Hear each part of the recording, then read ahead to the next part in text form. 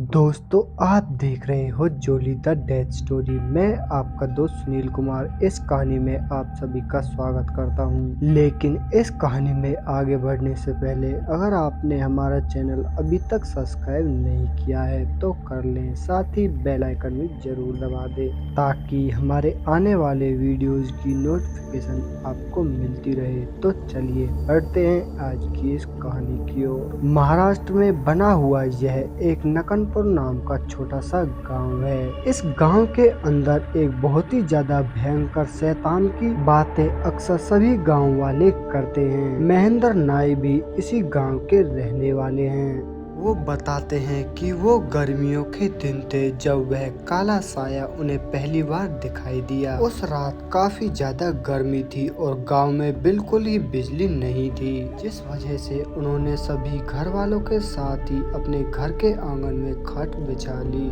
वो इससे पहले कभी भी अपने कमरे से बाहर नहीं सोया था। महेंद्र और उसका छोटा बेटा वो साथ ही एक चारपाई पर लेट गए। वो चांदनी रात थी, जिस वजह से वहाँ पर लेटे हुए सभी लोग साफ साफ नजर आ रहे थे कि तभी तकरीबन 12 से 1 बजे जब पूरी तरह से रात हो चुकी थी और चारों तरफ खामोशी छाई हुई थी, तभी उनकी आंख खुल जाती है और वह आंख खुलते ही पाती हैं कि उनके घर के दरवाजे के सामने एक इंसान खड़ा है, जिस पर महेंद्र जी सोचने लगते हैं कि शायद वह उन्हीं के परिवार में से कोई इंसान खड़ा होगा या फिर वहां बाथरूम करने के लिए गया होगा। यह सोचकर वह उस इंसान से कहने लगती है, लौटते समय वहां से दरवाजे को लॉक करके आना, वरना जंगली जानवर घर में घुस आते हैं। तुम दरवाजे को खोलने के बाद लगाना भूल जाते हो, तो अब की बार ऐसा ना करना। लेकिन इतना कहने के बावजूद भी वह इंसान कोई भी जवाब नहीं देता और इसी तरह वहां पर खड़ा रहता है।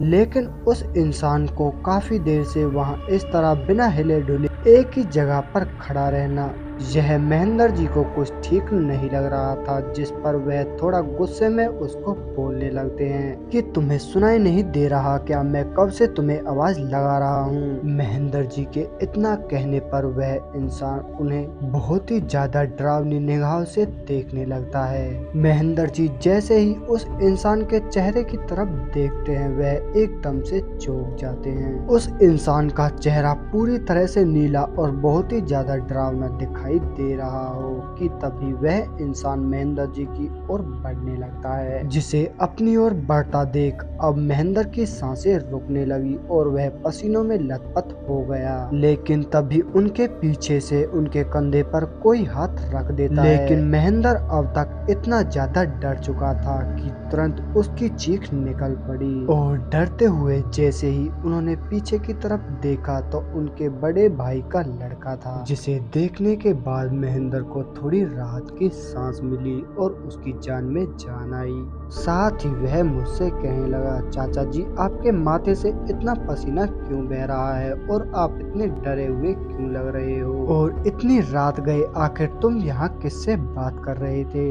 लेकिन जैसे ही महेंद्र जी ने दरवाजे की तरफ देखा तो वह शैतान अब वहाँ पर नहीं था। लेकिन उस घटना के बाद महेंद्र जी ने बाहर सोना बिल्कुल ही बंद कर दिया, लेकिन आज तक वह उस सदमे को भूल नहीं पाए हैं। तो दोस्तों, इस कहानी में बस इतना ही। कहानी अगर आपको पसंद आई तो लाइक शेयर जरूर करें, साथ ही हमारे चैनल को सब्सक्राइब करना तो बिल्कुल भी ना भूले। तो मैं आपका दोस्त सुनील कुमार मिलता हूँ आपसे बहुत जल्द एक और ऐसी ही सच्ची घटना के साथ।